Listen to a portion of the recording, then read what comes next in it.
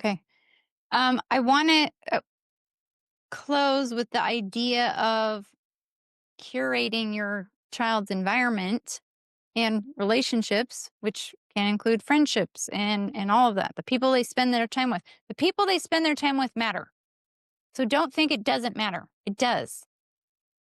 Now, of course, you can't always uh, completely control that, but with practice, you can have more influence over that.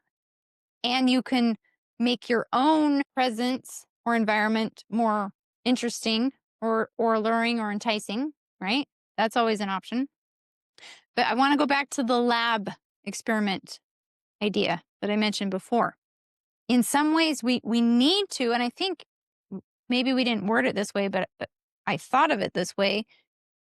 We want to raise extraordinary kids and have an extraordinary family life. Like that's why we're here. This is what we're doing. And if we think about this as an experiment, because in some ways it is, like look around in the world, who's doing this? We see what they're doing, most of the parents. Like it's just the same old, same old. We're doing something new. And very often Greg and I felt like that. Like we're cutting a new trail here. Like what do we do? But we did realize that controlling the environment and the input as much as possible, again, not stressing about it or whatever's out of our control, that's going to have an effect. Just like if you're doing a science experiment, whatever's in the lab is going to influence the outcome of the experiment. So kind of think about it that way. Again, not in a stressful way like, oh no, my kids are listening to songs with swear words. Ah, they're doomed. But like, okay, everything is playing into the experiment. If it's too much, I need to remove that or I need to, have a conversation about that. Um, I'm going to bring in the positive as much as possible, even if it's something as simple as developing the habit of the devotionals with something they want, right? I'm establishing a positive habit that over time is going to give me influence in my experiment, right? So it's like we're thinking about all of these things in this way of like, okay, all of this is an experiment and I want as many factors as possible in my favor.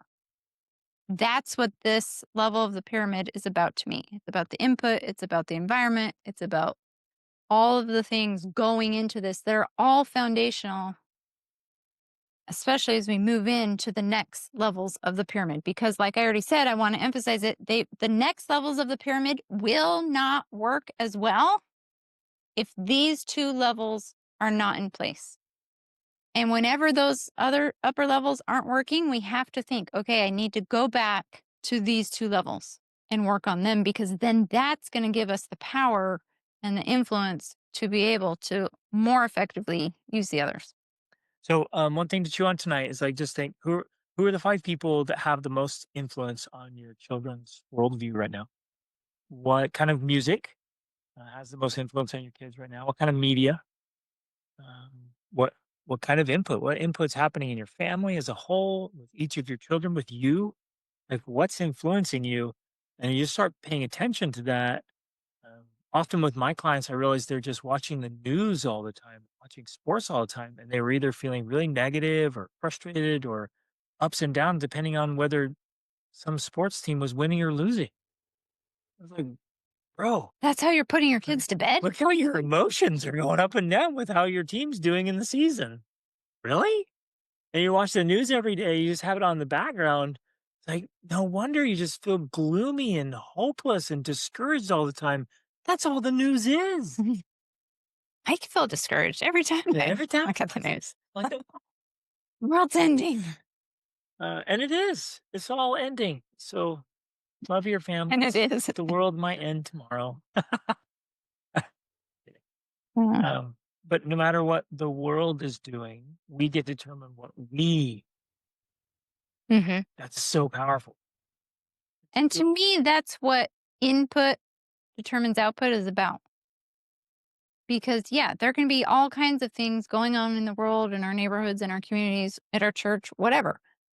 My family and me are going to be influenced by my input. That's why I can get different results. That's why I don't get the same results they get because I have different input than they do. I have a different environment than they do. And I've created that even if they live down the street from me. I can literally live in a totally different world than they do because of these principles. Input and environment and who you spend time with. Boom. No So matter what that's everybody else does, yeah.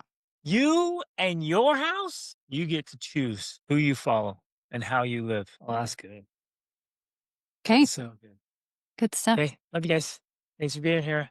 Have an absolutely fantastic week. Lean into this week and make strategic adjustments. This is what I want to hear next Wednesday. I want to hear like all the wins is strategic adjustments to input and environment and relationships. Okay, how that changes the output because you adjust the. Okay, love you guys. Reach out.